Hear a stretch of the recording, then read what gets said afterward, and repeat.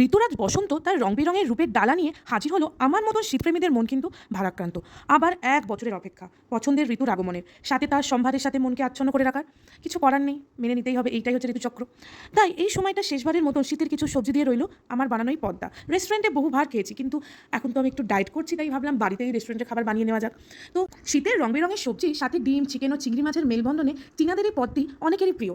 Sharing is caring, মা শিখিয়েছিল ছোটবেলায়, তাই ভাবলাম শেয়ার করি সবার সাথে আমার এই রেসিপিটা। মানে আমি তো রেস্টুরেন্টে শিখিনি, আমি নিজের মতন করে বানিয়ে খাচ্ছি।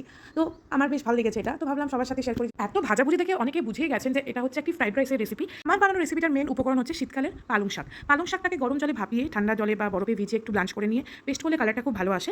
এটার নাম বুঝতেই পারছেন এতক্ষণে, যেটার নাম হচ্ছে গার্ডেন ফ্রাইড রাইস। হ্যাঁ, দেখতে সবুজ কালারের এই ভাতটি অনেকেরই খুব প্রিয়। আর আমার তো রাইস বানানোর সব থেকে ফেভারিট পার্ট হচ্ছে মিক্সিং পার্টটা, যখন সব কিছু একসঙ্গে মিক্সে একটা সুন্দর কালার হয়, সুন্দর ফ্লেভার হয়। আমি এখানে কোনো মিষ্টি অ্যাড করিনি, শুধু মরিচ আর নুনের উপরই পুরো ফ্লেভারটা দাঁড়িয়েছে। দেখুন কি সুন্দর ঝরঝরে ফ্রাইড রাইসটা হয়েছে।